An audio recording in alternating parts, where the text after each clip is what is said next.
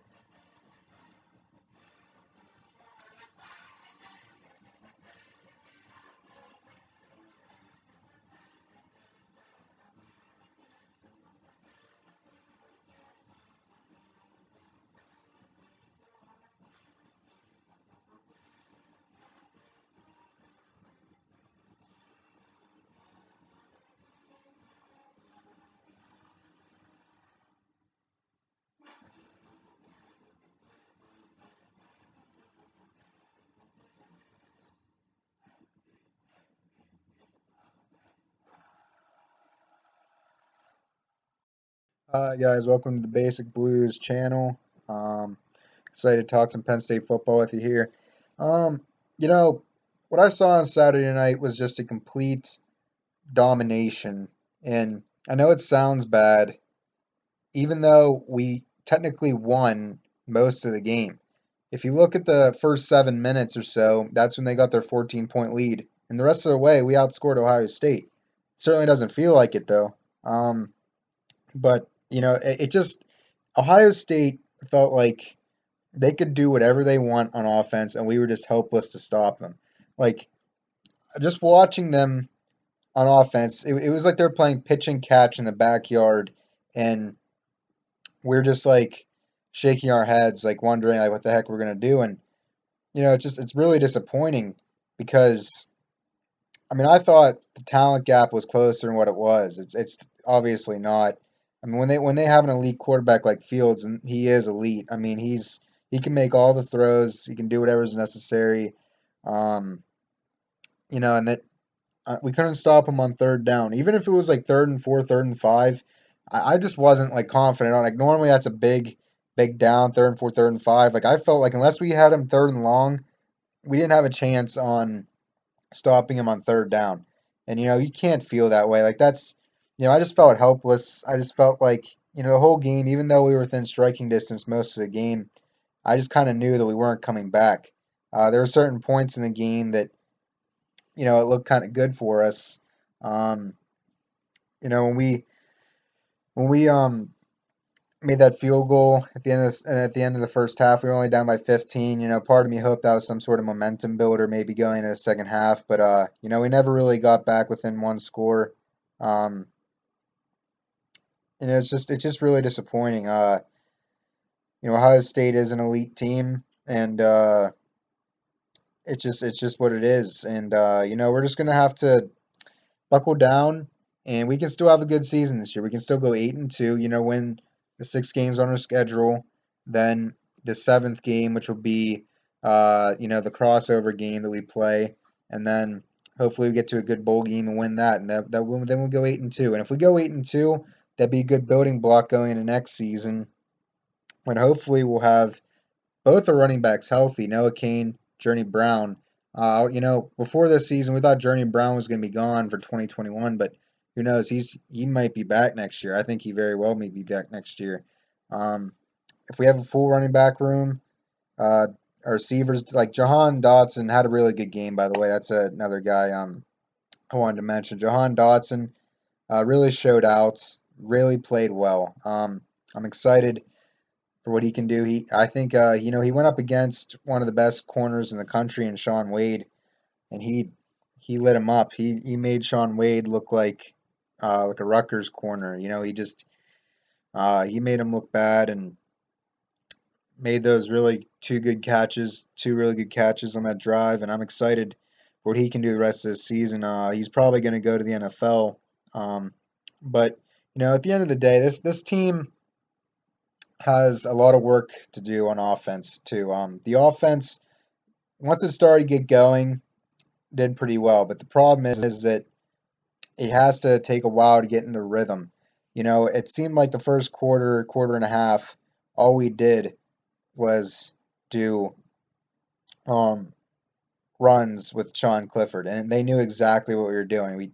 And it was really irritating to watch. Like every single play just felt like, all right, we're just gonna do a run play, and we're gonna try and get the ball to Clifford so he can get in the open field, and it just wasn't working. I mean, just about every single play seemed like it went for a loss when Clifford ran the ball, and then for the most part, other than Jahan Dotson, we couldn't create separation on the outside. Now, Parker Washington, Keandre Lambert, two young guys playing. I think they showed signs of doing pretty well. Everybody else didn't really do much other than Jahan Dotson. And I think that, in a couple years, even next year, the rest of the season, it's very important for next season that we get Parker Washington, Keandre Lambert, these two true freshmen, because I think they have a lot of potential. If we can get these two true freshmen, a lot of experience, and then hopefully they develop into really good receivers for next year, and then we can have a good receiving room next year, hopefully, and then who knows? I'm thinking about next year just because the whole playoff and Big Ten championship race is for the season's done. It's kind of sad. A lot of us thought this season was going to be really good, and obviously just 2 games in, it's any playoff hopes are done. But like I said, this season is not over. I want people to remember that. Like there's still very very important games left on the schedule as far as building for recruiting, building for next season, and just for pride standpoint, we can't just be like, oh, we're not making the playoff seasons. Like, no, we got to make sure that we still have a good season because we can still have that. Um, and next year, who knows? And it's kind of early to be talking about next year. Hopefully, it's a normal year with fans and everything. But I just want to say that even despite all the crap that happened on Saturday night and how bad we looked, for 53 minutes straight, we beat Ohio State. I know it sounds weird to say, but we did, and I know that's like a moral victory. I don't like to take moral victories, but it feels weird to say that most of the game we outscored Ohio State. It doesn't feel right what I just saw on Saturday night. But well, anyways, um, I thought that Joey Porter Jr. for the most part looked good on the outside. He gave up a touchdown to Chris Olave, but I can't really fault him on that. Chris Olave is one of the best receivers in the country. Fields just put it in the right exact spot it needed to be, and I think Joey Porter did a very good job. And once he came out of the game, Marquise Wilson was inserted, and on that play where Olave scored that deep touchdown, I kind of figured they were something like that was going to happen because I saw one on one on the outside Wilson and Olave. It didn't look like he had much help, and I was just thinking like, oh man, this isn't going to work out well, is it? And what they do, they just did a deep pass right to Olave on Wilson for the touchdown, and wasn't surprised about that at all. But anyways, like I said, this team going in against Maryland needs to make sure its pride is still intact because we went up against I think probably the two toughest teams we'll play all year, at least in the Big Ten, and I think that at the end of the day we can't keep our heads down. 8-2 is still on the board. That's a good season. So obviously it's not playoff or national championship or anything like that worthy, but uh, next year, I think we have a lot of potential, specifically with Journey Brown. I think coming back, Jesse Locata inserted into that role for Micah Parsons would have played in this year. He's getting time under his belt for next season where he wouldn't have had it. I hope that Ohio State's losing Justin Fields next year, assuming he goes to the NFL, which I highly expect he will. And they got a freshman Kyle McCord at 5-star coming in, but he's not as good as Fields is, even if he was a junior. As a true freshman, he'll probably struggle. I'm thinking, even though he's talented, he's not like an elite guy that you expect to be really good right away. Maybe in a couple years, but So I'm hoping next year we can have a really good year, maybe win the Big Ten. Hopefully this offense develops. I mean, I think a lot of people thought when Kirk Straka came in that there would be this instant transition from like what we saw Minnesota do against us last year. Uh, when Minnesota played against us last year and lit up our defense in the first half, we just kind of thought, oh, okay, we got the guy who was the architect of that, and it's going to be like that. And unfortunately, obviously, it hasn't. But that doesn't mean that eventually it won't be like that. It's when you have a new offense coordinator coming off of an off season where you don't really get as much time as you'd like to work with him because of COVID. Uh, that's just something that you have to consider.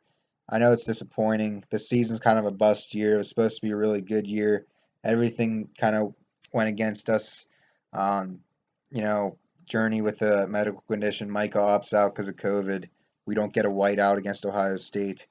And by the way, I just wanted to say, Urban Meyer said that's like a 10-point thing if we have a whiteout. So I guess maybe it would have been closer. I don't know. Like I said, I don't want to take moral victories, even though it's just weird. Like I said, it's really weird that this team outscored Ohio State for most of this game. Uh, it's just really weird to think that. But well, anyways, this team I still think has an opportunity to have a memorable season, good season, maybe win another New Year's Six bowl. But that shouldn't be our goal. That should be making the playoff, winning the Big Ten, beating Ohio State, which this year obviously isn't going to happen. But we can still build towards that. I don't think our window is absolutely closed yet. I know a lot of people are saying our window is closed. I think next year we still have a very good opportunity. If we don't get it next year, I don't see us getting it though because um, the way Ohio State's recruited in the 2021 class and the way we've recruited in the 2021 class doesn't look very good. And I think in 2022 and beyond, we're probably not going to do very well against Ohio State. But if we win in 2021, we have a really good 2022 class. If we win in 2021, we might be able to recruit really well for the next few classes if we make the playoff. Um, so I'm hoping the future is bright. We might have a tough season in 2023 or 2022 where we didn't have as good of classes as Ohio State did, but hopefully after that, the way that if we do well next year, uh, we can build towards being that elite program. It just might take some time. I know it's frustrating that it's taken this much time. We kind of hoped it would by now we'd be that kind of program, but we're not. And I don't think, like I said, I don't think our window's closed, but we're just gonna have to be patient and hope um, that we can get to that kind of level program that we think we can get to. And I think it all starts with next year, and it even starts this year. We need to make sure that we um, play well. Make sure we have our pride and embarrass Maryland like we always do. Win the games we should win, and try and finish the season 8-2. All right, thank you guys. We'll be back probably tomorrow talking about Maryland. Election day is tomorrow. Remember to go out and vote. We don't even know, even after tomorrow, if we'll know who wins the election, but it's a very important election. Go out and vote. All right, thank you guys. We are Penn State.